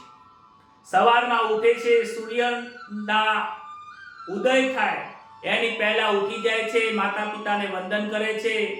રામાયણમાં લખ્યું છે કે સૂર્યનારાયણને તેઓ અર્ઘ્ય આપે છે, સંધ્યા વંદન કરે છે. રામજી કહે છે કે હું ઈશ્વર હોવા છતાં પણ સૂર્યનારાયણની હું ઉપાસના કરું છું. સૂર્યનારાયણની ઉપાસના કરવી જોઈએ. જે સૂર્યની ઉપાસના કરતો નથી, સૂર્યને જળ ચડાવતો નથી, સૂર્યોદય થાય એના પહેલા જે ઉઠતો નથી એના ઘરમાં ગરીબી આવે છે. રામચંદ્રજી વશિષ્ઠ ઋષિને ત્યાં આશ્રમમાં ભણવા ગયા છે. 4 વેદો પ્રગટ થયા છે. પરમાત્મા પણ કહે છે કે વેદોને ભણવા જોઈએ, શાસ્ત્રોને ભણવા જોઈએ, શાસ્ત્રોનું વાંચન કરવું જોઈએ. જે શાસ્ત્રોનું વાંચન કરતો નથી એ આ સંસારમાંથી સાગર તરી શકતા નથી. ગુરુકુળની અંદર સદા લોકોની સાથે રહે છે, સંયમ અને સદાચારનું શિક્ષણ મેળવે છે, એમનું જીવન સફળ થાય છે. સદાચારી જીવન, અનેક ગુણો સદગુણો જીવનમાં ધારણ કર્યા છે. 16 વર્ષની ઉંમરે તેઓ યાત્રા કરવા માટે નીકળી જાય છે. રામજી યાત્રા કરવા માટે નીકળ્યા છે, યાત્રા કરે છે એટલે એમને વૈરાગ્ય થયો. રામજીની દશા જોઈને આજે રામજી કોઈની સાથે બોલતા નથી, ચાલતા નથી, કારણ કે સંસાર ઉપરથી મન ઉઠી ગયું. જ્યારે એમને યાત્રા કરીને ઘરે આવ્યા 16 વર્ષની ઉંમરે ત્યારે એમનું મન છૂટી ગયું. આ સંસાર કાંઈ જ નથી, આ સંસારમાં મોહ છે. આ મોહ છોડી દીધો, મન લાગતું નથી ખાવા પીવામાં, બોલવા ચાલવામાં. એમને સંન્યાસ લેવાની ઈચ્છા થાય છે. વશિષ્ઠ ઋષિ કહે છે કે હે રામ, તમે શું છોડવા માંગો છો? સંસારને છોડવાની જરૂર નથી. સંસારને છોડીને જશો તો ત્યાં પણ સંસાર ઊભો થશે. અરે તમે કદાચ આ રાજાના વસ્ત્રો છોડીને, આ રાજ્યના રાજવસ્ત્રો છોડીને જંગલમાં જશો તો લંગોટીની જરૂર પડશે. રાજના ભોગ છોડશો તો સંસાર જંગલમાં જઈને ફળની જરૂર પડશે. શું કરશો? જંગલમાં જવાની જરૂર નથી. અહીંયા પણ મંગલ છે. સંસાર બંધન કરતા નથી. સંસારમાં મમતા રાખવી એ બંધન કરતા છે. જીવનમાં લોકોની જોડે રાગ દ્વેષ રાખશો નહીં. આજે વશિષ્ઠ ઋષિ જ્ઞાન આપે છે. વશિષ્ઠ ઋષિ રામને જે જ્ઞાન આપે છે એ વશિષ્ઠ રામાયણ છે. સૌથી મોટામાં મોટી વશિષ્ઠ રામાયણ છે અને એનાથી મોટી એકનાથ મહારાજે રામાયણ લખી છે. આ વશિષ્ઠ રામાયણ જે વ્યક્તિ જીવનમાં એક વખત વાંચે છે, બહુ અઘરી છે. એમના શબ્દોને સમજવા માટે ખૂબ મનન કરવું પડે છે. વશિષ્ઠ રામાયણની એક લાઈન પણ સમજવું ખૂબ તત્વાર્થ સ્વરૂપ છે. કહે છે, રામજી કહે છે કે વનમાં, રામજીને કહે છે કે તમે વનમાં જશો તો પણ વનમાં પણ તમને સંસાર તમને નડવાનો છે. એક સંતે ખૂબ સરસ લખ્યું છે, ઘરનો બરેલો હું તો વનમાં ગયો, ઘરમાં બરેલો હું તો વનમાં ગયો, વનમાં લાગી સે લાય, વનમાં લાગી સે લાય, આજે હરિનું ભજન કોઈને ગમતું નથી. કહે છે કે હું હરિનું ભજન કરવા માટે સંસાર છોડીને વનમાં ગયો, સંસાર છોડીને હરિદ્વાર ગયો, કેદારનાથ ગયો, પણ જ્યાં જ્યાં તીર્થે હું ભગવાનનું ભજન કરવા માટે તીર્થોમાં ગયો, પણ તીર્થોમાં લાય લાગી છે. આના કરતા તો મારું ઘર સારું હતું, કમસે કમ શુદ્ધ ભોજન તો મળે છે, કમસે કમ મને આરામ કરવા માટે તો શરીરને આરામ તો મળે છે. ભગવાનનું ભજન આજે જેટલું ઘરમાં થાય છે એટલું વનમાં થતું નથી. માટે તમે વૈરાગ્યની ચિંતા કરશો નહીં. વૈરાગ્ય સંસારને છોડીને નહીં, પરંતુ હે રામ વૈરાગ્ય મનથી રાખવાનું છે. પરમ દિવસની કથામાં હતું કે સંસારમાં રહીને સંસારના સુખોને ભોગવતા ભોગવતા વિવેક પૂર્ણથી એને વિવેકથી સંસારને છોડશો તો સંસારમાં તમને વૈરાગ્ય ધીમે ધીમે જાગશે. ત્યારબાદ વૈરાગ્યનો ઉપદેશ આપે છે. વૈશિષ્ટજીના ઉપદેશથી વૈરાગ્ય રામજીનો દૂર થયો. રામજીનું 16 વર્ષનું ઉંમર થઈ છે. એક વખત વિશ્વામિત્ર યજ્ઞ કરતા હતા. એમાં એમના યજ્ઞની અંદર મારીચ અને સુબાહુ રાક્ષસો વિઘ્ન કરે છે. વિશ્વામિત્રે વિચાર કર્યો કે રાક્ષસોનો નાશ કરવા માટે મારે રામજીની જરૂર પડશે. માટે સરયુ નદીના કિનારે આવે છે. દશરથ રાજાના દરબાર ભરાયો છે. દરબારમાં વિશ્વામિત્ર આવે છે. વિશ્વામિત્ર આવવાથી દશરથ રાજા ઊભા થયા છે, વંદન કર્યું છે, પૂજા કરે છે. મારું જીવન ધન્ય બન્યું છે. તમે ગાયત્રીના ઉપાસક છો. જે ગાયત્રીની ઉપાસના કરે છે એ બ્રાહ્મણ જેના ઘરે જાય છે, સમજવું કે એનું કલ્યાણ કરવા માટે આવે છે. વિશ્વામિત્ર ઋષિ એ ગાયત્રીના અધિષ્ઠાન દેવ છે, અધિષ્ઠાન ઋષિ છે. ગાયત્રી મંત્રની શરૂઆત એમના જે ઋચા છે એ વિશ્વામિત્ર એમના આચાર્ય છે. માટે એ આચાર્ય જો તમે મારા ઘરે આજે રાજમાં પધારો છો તો મારું જીવન ધન્ય છે, મારી જમીન ધન્ય છે. માટે આજે હું તમારી શું સેવા કરું? દશરથજી રાજા આજે પ્રાર્થના કરે છે. વિશ્વામિત્રએ રાજાજીને આશીર્વાદ આપીને કહ્યું છે કે હે રાજન, મારે બીજું કાંઈ જોતું નથી. બસ હું તો મારે એક યજ્ઞ કરું છું. એ યજ્ઞની અંદર રાક્ષસો વિઘ્ન કરે છે. માટે રામ અને લક્ષ્મણને હું લેવા આવ્યો છું. એ મારા યજ્ઞની રક્ષા કરે અને રાક્ષસોનો સંહાર કરે. આટલું વચન સાંભળીને દશરથ રાજા ને ખૂબ દુઃખ લાગે છે, અંતરથી ભરાઈ જાય છે. મહારાજ, આ તમે શું માંગ્યું? આ યોગ્ય નથી. રામ મારા પ્રેમથી પણ બહુ વહાલો છે. રામ મારો પુત્ર છે, હજી તો બાળક છે. તમને શું કહું? હજી તો ને રમવાની ખેલવાની ઉંમર છે. હમણાં જ એ ભણીને મારા ઘરે આવ્યો છે. મારો પુત્ર છે, વહાલો છે. ઘણા વર્ષો પછી મને પુત્ર થયો છે. રામના વખાણ કરતા દશરથનું હૃદય ભરાયું છે. કહે છે માછલી જેમ જળ વગર રહી શકતી નથી. મહારાજ, આ દશરથ પણ રામ વિના નહીં રહી શકે. વશિષ્ઠજી દશરથ રાજાને સમજાવે છે કે વિશ્વામિત્ર પવિત્ર બ્રાહ્મણ છે. વિશ્વામિત્રની રામજી સેવા કરશે તો સુખી થશે. તમે ના પાડશો નહીં. બ્રાહ્મણ આપણા ઘરે આવ્યા હોય, ના પડાય નહીં, દોષ લાગે. અને દોષોને છોડો.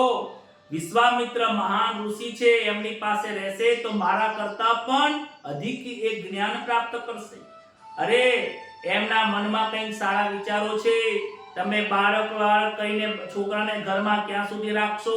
બહાર જવા દો. સમાજને જોશે, લોકોને જોશે, રામને ઓળખશે, રામની શક્તિઓને પારખશે. હું તો એવું વિચારું છું, મારા મનમાં તો એવા વિચારો છે કે વિશ્વામિત્ર અહીં આવ્યા છે તો કદાચ એ રામના લગ્ન કરવા માટે જ આવ્યા હશે. એ કાંઈક કન્યાને બતાવવા લઈ જવાના હશે તો જ આવ્યા છે. રામના લગ્નની વિવાહની વાત સાંભળીને જે અંતરમાં દુઃખ હતું એ સુખ થઈ ગયું. વિશ્વામિત્રના યજ્ઞના રક્ષણ કરવાનું છે. રામજીએ કહ્યું છે કે આપની આજ્ઞા હશે તો હું જરૂર જઈશ. માતા કૌશલ્યાની આજ્ઞા લેવા ગયા. કૌશલ્યા કહે છે, બેટા તમારી પિતાજી કહે એ જ કરવાનું, અમારી આજ્ઞા લેવાની જરૂર નથી. તમારા પિતાની આજ્ઞા એ જ અમારી આજ્ઞા છે. કૌશલ્યા વિચાર્યું કે રામ બહુ યૌવનમાં પ્રવેશ કરે છે, સંયમ અને તપસ્વી જેવા તપસ્વી મુનિ વિશ્વામિત્રની પાસે રહેશે તો સંયમનો ધર્મ શીખશે. કહે છે, વિશ્વામિત્રને કહે છે કે મારો રામ બહુ શરમાળ છે, મર્યાદા રાખે છે, મારી પાસે પણ એ ભોજનનું માંગતો નથી. માખણ મિશ્રી બહુ ભાવે છે, તમે એને ખાવાનું ધ્યાન રાખજો, એના શરીરનું ધ્યાન રાખજો. એ શરમાળ છે, મારી પાસે તો માંગતો નથી, પણ તમારી પાસે તો કેવી રીતે માંગશે? વિશ્વામિત્ર કહે છે કે માં તમે ચિંતા કરશો નહીં, આશ્રમમાં ઘણી બધી ગાયો છે, રોજ મારા હાથે હું એમને રામ અને લક્ષ્મણને જમાડીશ, તમે એની ચિંતા કરશો નહીં. રામ અને લક્ષ્મણને પણ મિશ્રી બહુ ભાવે છે. કહે છે મિશ્રીનો મતલબ થાય છે કે તમે જીવનમાં મીઠાશ રાખો. રામજી અને કૃષ્ણએ મિશ્રી ખાધી છે એટલે એમના જીવનમાં પ્રેમ છે. એ ક્યારે પણ કટુ શબ્દ બોલ્યા નથી. માટે આપણે પણ એમના જીવનમાંથી આ શીખવાનું છે. માતા પિતાના આશીર્વાદ લઈને રામ લક્ષ્મણ વિશ્વામિત્રની સાથે નીકળ્યા છે. વિશ્વામિત્ર સૌની આગળ ચાલે છે, પાછળ રામ અને એમની પાછળ લક્ષ્મણજી ચાલે છે. વિશ્વામિત્રનો મતલબ થાય છે વિશ્વના મિત્ર બનીને રહો. સુખદેવજી મહારાજ કહે છે જગતના મિત્ર ના થવાય તો કોઈ વાંધો નહીં, પણ કોઈના વેરી તો ના થશો. અરે પહેલા તમે તમારા ઘરના અંદર મિત્ર જેવું વર્તન કરો. પુત્રની જોડે મિત્ર ભાવ રાખો, પત્નીની જોડે મિત્ર ભાવ રાખો, પ્રેમથી ઘરમાં રહો, પડોશની જોડે મિત્રનો ભાવ રાખો, ગામની અંદર મિત્રનો ભાવ રાખો, સોસાયટીમાં મિત્ર ભાવ રાખો. કોઈના જોડે શત્રુતા થાય, વેરી આપણો થાય એવું જીવન જીવશો નહીં. રામજી કહે મારા જીવનમાં કોઈ વેરી નથી.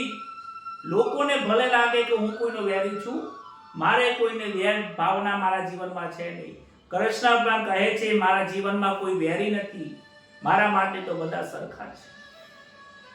વિશ્વામિત્રએ યજ્ઞની શરૂઆત કરી. મારી સુબાહુ આવે છે, વિઘ્ન કરવા માટે આવે છે.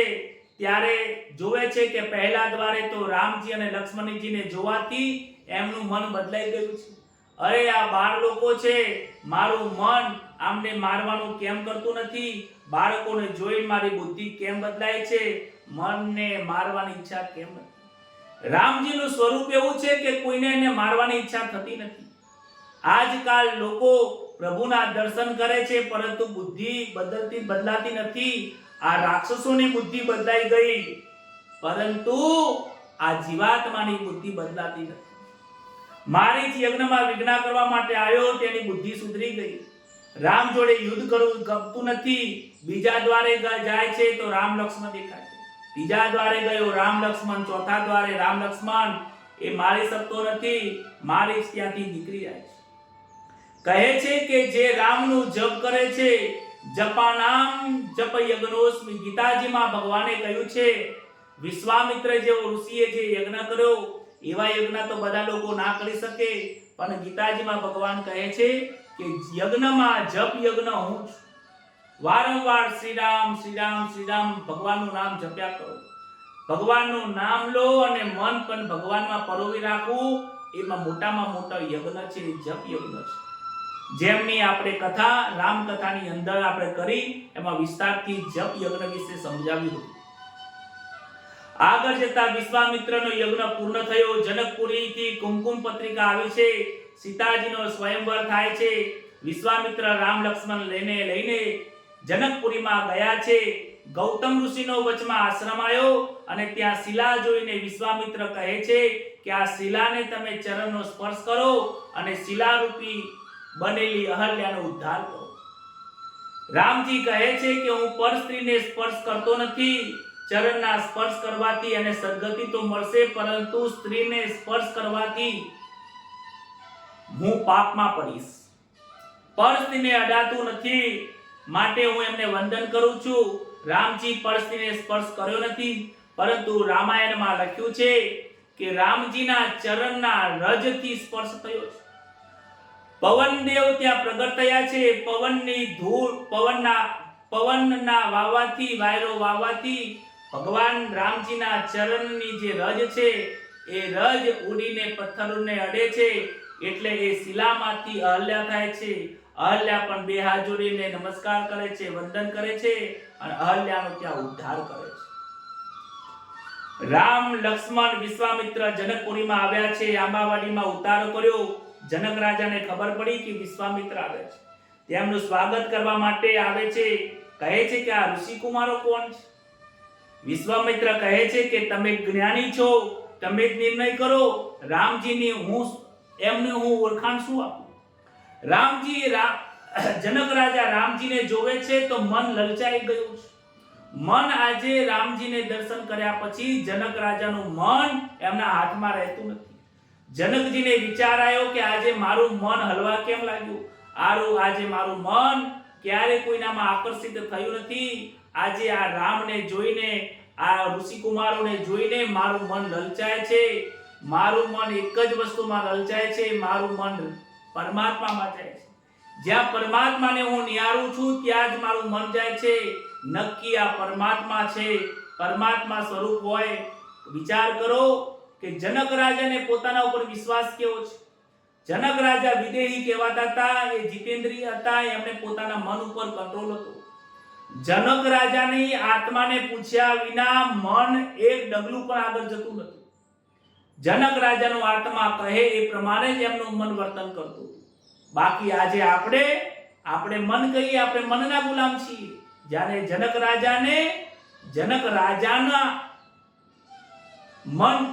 રાજાના ગુલામ હતું. કેવો વિશ્વાસ, એ વિચાર કરવા જેવું છે. વિદેહી એમ કહેવાતા નતા. જનક રાજા મહાજ્ઞાની છે. રાજા એમને પણ વંદન કરે છે. રામ લક્ષ્મણ વિશ્વામિત્ર જનકપુરીના આંબાવાડીમાં રહ્યા છે. સાયંકાળે સંધ્યા કરે છે, વંદન કરે છે.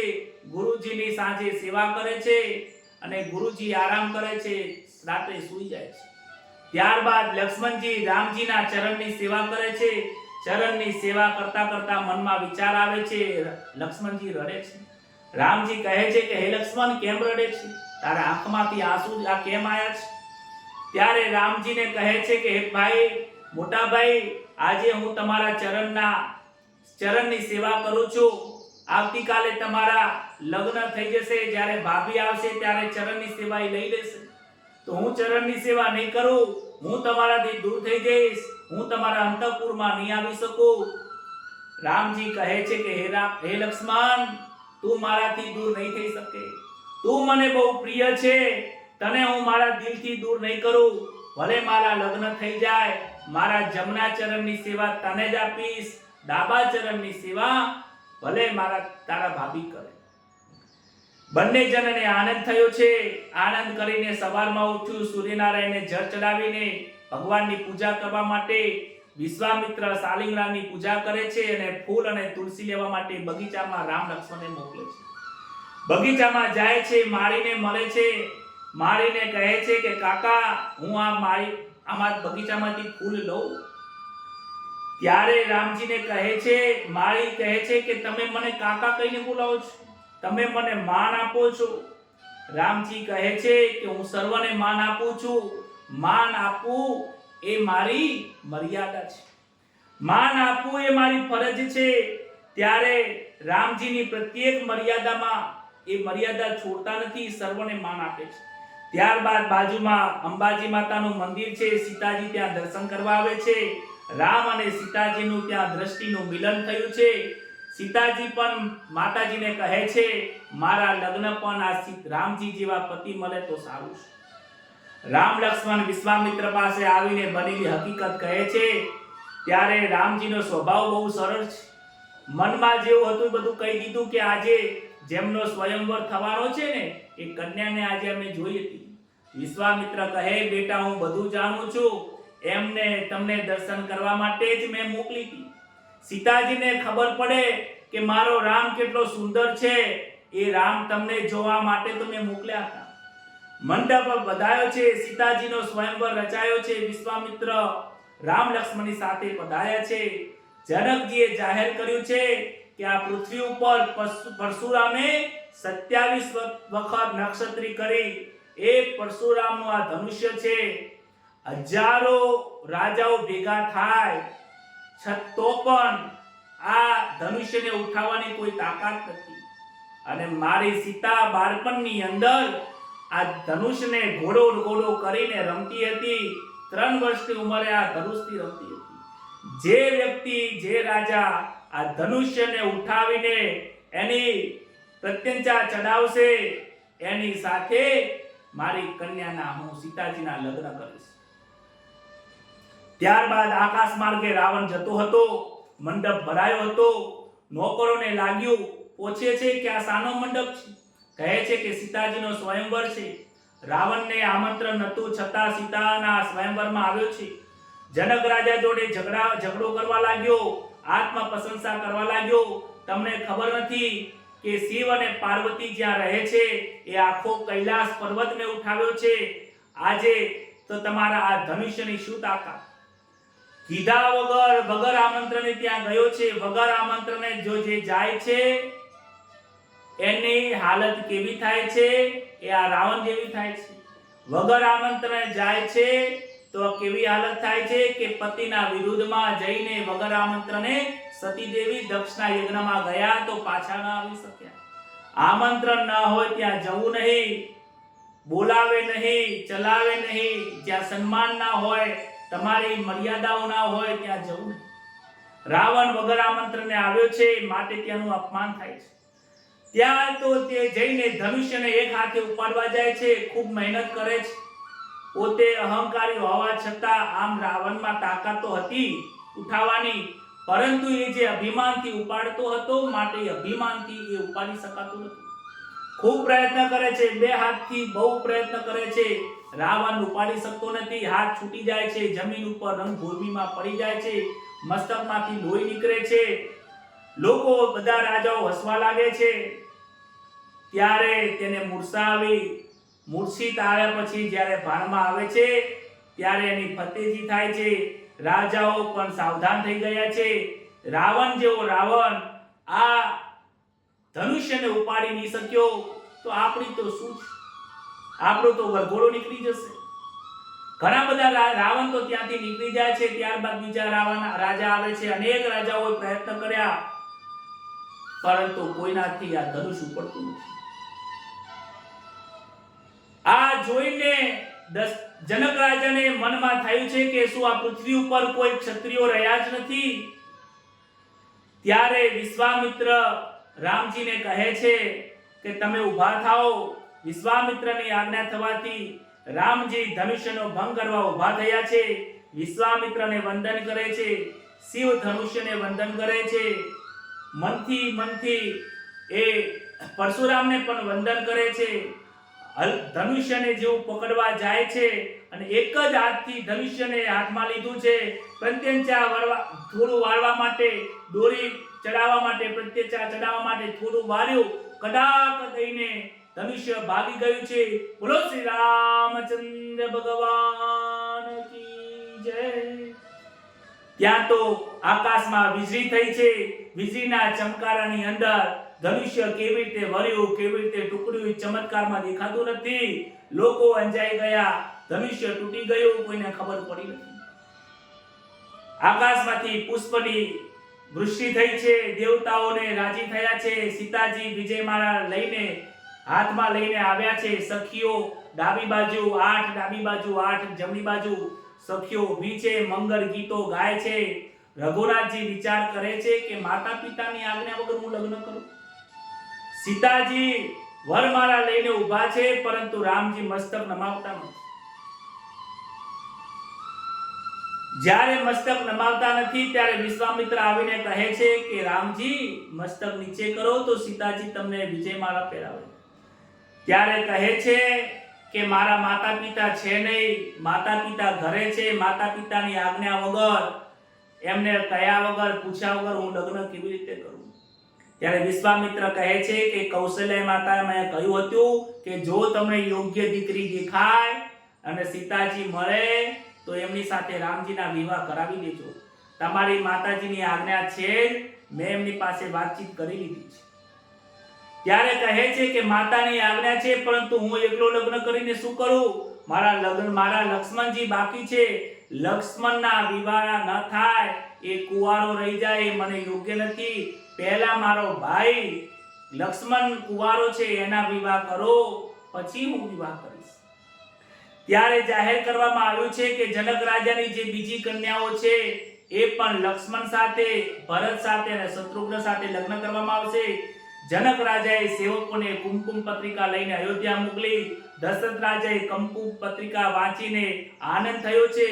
વૈદિક વિધિથી લગ્ન કરવા માટે અયોધ્યામાં પ્રજા સાથે જનકપુરમાં આવી એમને પત્રિકા મેળવી છે. દશરથજીને આનંદ થયો છે, હૃદય ભરાયું છે અને તે જાન લઈને નારદજીએ લગ્નનું મુહૂર્ત આપ્યું છે. માગશર સુદ પાંચમના દિવસે દશરથ રાજાએ આ લગ્નનું મુહૂર્ત કાઢ્યું છે. સમય છે ગોરજનો સમય. ગોરજ એટલે સાંજના સંધ્યાનો સમય લગ્ન વિવાહનો રાખ્યો છે. આ સાધારણ લગ્ન નથી. આજે આવ્યા અને સાંજે જાન ચાલી ગઈ, મોઢું બતાવવા લોકો આવ્યા અને ભોજન કરીને નીકળી ગયા. આ પ્રકારે જાન નથી. કહે છે રામાયણમાં લખ્યું છે કે જ્યારે દશરથ રાજા જાન લઈને આવે છે તે આસો સુદ તેરસ ધનતેરસના દિવસે જાન આવી છે. લગ્ન માગશર સુદ પાંચમના દિવસે થયા છે અને જ્યારે લગ્ન કરીને જાન વિદાય થાય છે ત્યારે ફાગણ મહિનો આવે છે. રંગ પંચમીના દિવસે રઘુનાથજીએ લગ્ન કરીને વિદાય કરે. જનકપુરની અંદર જે જાન આવી છે એ 6 મહિના સુધી રોકાય છે. આ તો રઘુનાથજીના લગ્ન છે, રામજીના વિવાહ છે. આ મનુષ્યના વિવાહ નથી. રામજીની પાસે કહે છે કે મારી પાસે સમય ફૂલ છે. આજના જીવાત્મા જોડે લગ્ન કરવાનો, એ પોતાના લગ્ન કરવાનો સમય નથી, તો એ પોતાના જીવનનું ખાગ કલ્યાણ કરવાનો છે. લગ્ન કરવા પાસે સમય નથી, ગ્રહ સાથીમાં બેસવાની પાસે સમય નથી. મહારાજ ઉતાવળ કરજો. અરે સત્યનારાયણ ભગવાનની કથાની પૂજા કરવા જઈએ તો એમ કે છે મહારાજ ઉતાવળ કરજો ને, મહારાજ ફેરા ફરા પર ફેરવજો ને. નાચવા કૂદવાના સમય છે, મદિરા પાન કરવાના સમય છે, રવિવારે ફરવા માટે જવાના સમય છે, હોટલોમાં ભોજન કરવા માટે, ભીખ માંગવા માટે, ખાવા માટે 2 કલાકનો સમય, 3 કલાકનો સમય, વેઇટિંગમાં ઊભા રહેવાનો સમય છે. પ્રભુનું નામ લેવાનો સમય નથી. અરે જીવાત્માઓ, આ પછી નરકમાં ના જાય તો આ જીવાત્મા ક્યાં જાય? સમજવાની જરૂર છે. સમજણ શક્તિનો આજે અભાવ છે. આ વિવાહ જેવા તેવા વ્યક્તિનો નથી. આ વિવાહ ભગવાન શ્રી રામજીનો છે. બ્રાહ્મણનો મંગલાષ્ટક બોલે છે અને 4 ભાઈઓ લગ્ન કરવા બેઠા છે. ગંગા સે તુ સરસ્વતી ચ યમુના ગોદાવરી નર્મદા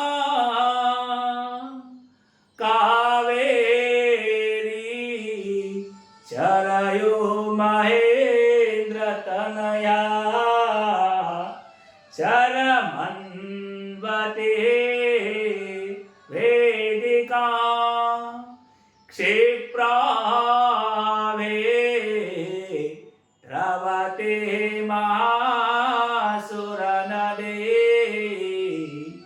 ખ્યાતાજ ગયા ગંડકે પૂર્ણાપો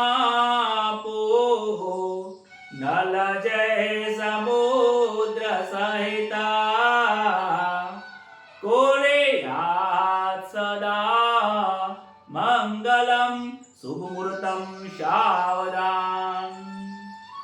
કન્યાના માતા પિતા સાવધાન, શુભ લગ્ન સાવધાન, નાના પુત્રી સાવધાન. આ લગ્નની અંદર બ્રાહ્મણો સાવધાન સાવધાન કરે છે. રામજી સાવધાન થઈ ગયા છે. ઋષિ મુનિઓ સાવધાન કહે છે. આજે કન્યાના લગ્ન સમયે વર કન્યાને સાવધાન કરે છે કે જીવનમાં દુઃખ આવશે, તમે સાવધાન રહેજો. પતિ પત્નીના વચ્ચે નાના મોટા ઝઘડાઓ થશે, તમે સાવધાન રહેજો. તમારા પ્રશ્નો તમે જ સોલ્વ કરજો, ત્રીજાને બોલાવતા નહીં, નકર જીવન ખરાબ થઈ જશે. સાવધાન રહેજો. તમારી જે નાનાની કોથળી છે, જીવનમાં જે તમે નાનું કમાઓ એ શુદ્ધ કમાજો. જો અશુદ્ધ તમારું નાનું કમાશો તો તમે બરબાદ થઈ જશો. નાના કોથળી, આ કોથળી પૈસાની કોથળીને સાવધાન થઈને રાખજો. સમય વર્તે સમયસર, જ્યારે જ્યારે જેવો સમય આવે એ સમય ઉપર મર્યાદાથી નિર્ણય લેજો. હે રામજી, તમારા જીવનમાં ઘણા બધા એવા પ્રસંગ આવશે, બહુ વિવેકપૂર્ણ તમે નિર્ણય લેજો, સાવધાન રહેજો. આ જીવાત્મા પરમાત્માને આ જન્મ આપ્યો છે પરમાત્માની પ્રાપ્તિ કરવા માટે. જોજો આ સમુદ્ર, આ સંસાર રૂપી સમુદ્ર, આ જન્મ જે મળ્યો છે એ યારે જતો ના રહે, માટે સાવધાન રહેજો. રામજી આ બ્રાહ્મણોના સાવધાન સાવધાન વચન સાંભળીને સાવધાન થઈ ગયા છે. એક કુમાર, એક કન્યાને દાન આપવામાં આવ્યું છે. રાજા જનક કહે છે હું કન્યાનું દાન કરું છું. રામજી કહે છે પતિ ગૃણામે, હું તમારી આ કન્યાનું દાનનો સ્વીકાર કરું છું. પિતા આજે કન્યાનું દાન કરે છે, સૌથી મોટામાં મોટું કન્યાનું દાન હોય છે. અને એ કન્યા દાન કર્યા પછી એ કન્યાને જો કોઈ પિતા ઘરે લાવે તો એ પિતા નરકમાં પડે છે. આજે કોઈ તમે 5 રૂપિયા 10 રૂપિયા નાનું મોટું કોઈ બ્રાહ્મણને દાન કરી નાખો તો એ દાન તમે લેતા નથી. દીકરીના દાન કર્યા પછી દીકરીને ઘરે લવાય નહીં. આજે તો ઘેર ઘેર લોકો દીકરીને પરણાવ્યા પછી બીજા દિવસે ઘરે લાવી છે. અરે દીકરીને પરણાયા પછી એ પારકી થઈ જાય છે. એ દીકરી પોતાની રહેતી નથી, કારણ કે તમે દાન આપ્યું છે. તમે અગ્નિના સાક્ષીમાં તમે દાન કર્યું છે, બ્રાહ્મણોના સાક્ષીમાં દાન કર્યું છે, તમે સમાજના લોકોની સામે દાન કર્યું છે. એના પ્રારબ્ધમાં જો સુખ હશે તો સુખી થશે, પ્રારબ્ધમાં જો દુઃખ લખ્યું હશે તો એ દુઃખી થશે. તમારી દીકરીને સુખી થાય એવા સંસ્કારો આપો. આ જનક રાજાએ સીતાના જીવનમાં સુખી થાય એવા ખૂબ સંસ્કારો આપ્યા છે. ક્યારે એવું કીધું નથી કે રામજી તને દુખી કરે ને બેટા મારું રાજદ્વાર ખુલ્લું છે, તું તાર આવી જજે. આવું કહીએ ને તો દીકરી ઘેર આવે. પણ બેટા એ ઘર તારું છે, આ ઘર તારું પારકું છે, એ ઘરને પોતાના કરીને રહેજે. મા બાપની એ તારા મા બાપ છે, ભલે અમારી તું ચિંતા ના કરતી, ત્યાં રહે છે ને એમની તું સેવા કરજે, એ જ તારા મા બાપ છે. તારા પતિનો નાનો ભાઈ એ તારો ભાઈ છે. આવા જો તમે સંસ્કાર આપ્યા હોય ને તો મને નથી લાગતું આજે પણ દીકરી દુખી થાય. ભલે ને ગમે તેવું ખરાબમાં ખરાબ ઘર મળ્યું હોય, પરંતુ એ ઘરમાં પણ પ્રેમની જરૂર છે. તમે એ ઘરમાં પ્રેમ ખૂબ આપશો, અનન્ય પ્રેમ આપો તો આજે પણ ગમે તેટલા ખરાબ સાસુ સસરા હોય તો પણ એ તમારા પ્રેમમાં પીરસાઈ જાય છે, સમજાઈ જાય છે. ત્યારબાદ સીતાજીના લગ્ન રામજી જોડે થયા છે. સીતા એ મહાલક્ષ્મીનો અવતાર છે. ચારે ભાઈઓ અયોધ્યામાં લગ્ન કરીને પાછા આવ્યા છે. કૌશલ્યા માતાએ એમને વધાવ્યા છે. અયોધ્યામાં આવ્યા પછી દશરથ રાજાએ રાણીઓને ત્રણે રાણીઓને બેસાડી છે, ચારે કન્યાઓને બેસાડી છે અને ચારે ચાર પુત્રને બેસાડીને એ વાત કરે છે. જ્યારે પરણીને આવે ને ત્યારે ઘરના પિતાએ આ વાત કરવાની જરૂરી છે. કહે છે કે આ પારકી કન્યા આપણા ઘરે આવી છે. આ પારકી કન્યા છે, એના મા બાપે એને બહુ સુખથી મોટી કરી છે. હવે આજીવન માટે આપણા ઘરમાં રહેવાની છે. આ કન્યા હવે પરાઈ નથી, આ કન્યા આપણી પોતાની છે. આ આપણી કન્યા છે, આ દીકરી છે. ભગવાને આપણને કન્યા નથી આપી, માટે આ પરણીને જે આપણા ઘરે આવી છે એ લક્ષ્મીનો અવતાર છે. જેમ તમે લક્ષ્મીને સાચવો છો એવી રીતે આને તમે રક્ષણ કરજો. કહે છે વધુ લરિકની પરદર આઈ, રાજેયુ નયન પલક નાઈ. આ કન્યાની રક્ષણ તમે તમારા આંખોની પાપણની જેમ કરજો. જેમ આંખોની પાપણ આંખની રક્ષા કરે છે એ રીતે તમે આમનું રક્ષણ કરજો. જનક રાજાએ ખૂબ ધામધૂમથી લગ્ન કર્યા છે. જનક રાજાએ લગ્નની અંદર કોઈ ખોટ રાખી નથી. જનક રાજા જેવા કોઈ પિતા સુધીમાં થયા નથી. હું પ્રયત્ન કરીશ, દીકરીઓને કહે છે, વહુને કહે છે કે હું પ્રયત્ન કરીશ કે હું જનક રાજા જેવો થઉં. અમે બધા જ પ્રયત્ન કરીશું જનક રાજા જેવો થવા માટે. આ ઘર તમારું છે, આજથી અમે તમને અર્પણ કરીએ છીએ. આ રાજની લજ્જા રાખવી આજથી તમારા હાથમાં આવે છે. અયોધ્યાની પ્રજા સીતારામને નિહાળે છે, આનંદ થયો છે. આનંદના દિવસો જતા વાર લાગતી નથી. આજે રામજી 27 વર્ષના થયા છે, જાનકી 18 વર્ષના થયા છે. આજે અયોધ્યામાં ખૂબ સુખ છે. અયોધ્યાના લોકો જેને પ્રેમ કરે છે, જેને આનંદ કરે છે, એ લગ્ન કરીને આયા છે. આજે લગ્ન થયા પછી, રામજીના લગ્ન પછી અયોધ્યામાં આનંદ આનંદ ને આનંદ વર્તાઈ રહ્યો છે. આજે અયોધ્યામાં દુઃખ નથી, આજે અયોધ્યામાં સુખ છે. આટલી કથા કરીને આજની કથાને શ્રી રામચંદ્ર ભગવાનના ચરણમાં અર્પણ કરીએ છીએ. આવતીકાલે ફરીથી નવી કથા છે. એ નવી કથાને નવા સ્વરૂપની અંદર આપણે પ્રગટ કરીશું, આગળ પ્રગટ કરીશું. ત્યાં સુધી ભગવાનનું નામ લઈએ. હરે રામ રામ રામ સીતારામ રામ રામ સીતારામ રામ રામ રાધે શ્યામ શ્યામ સીતારામ રામ રામ રાધે શ્યામ શ્યામ. હરે રામ રામ રામ સીતારામ રામ રામ હરે રામ રામ રામ સીતારામ રામ રામ. શ્રી રામચંદ્ર ભગવાન કી જય. કૃષ્ણ કનૈયા લાલ કી જય. ભાગવત ભગવાન કી જય. પિતૃનારાયણ દેવ કી જય. નમઃ પાર્વતી પતયે. હર હર મહાદેવ.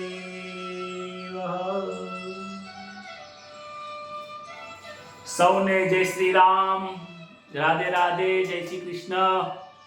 શ્રી રામચંદ્ર ભગવાનનો જન્મ થયો. મર્યાદા પુરુષોત્તમ રામજી છે,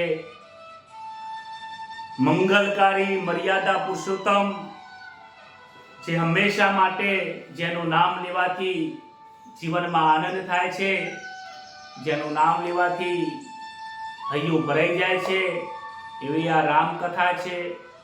આવતીકાલની કથા ખૂબ મંગલકારી હશે. થોડું દુઃખ આપશે, થોડું સુખ આપશે. યાદ રાખજો કે જ્યારે જીવનમાં સુખ આવે છે, ત્યારબાદ દુઃખની ઘડી તૈયાર રાખી છે. સુખમાં સલકાઈ જશો નહીં, દુઃખમાં દુખી થશો નહીં.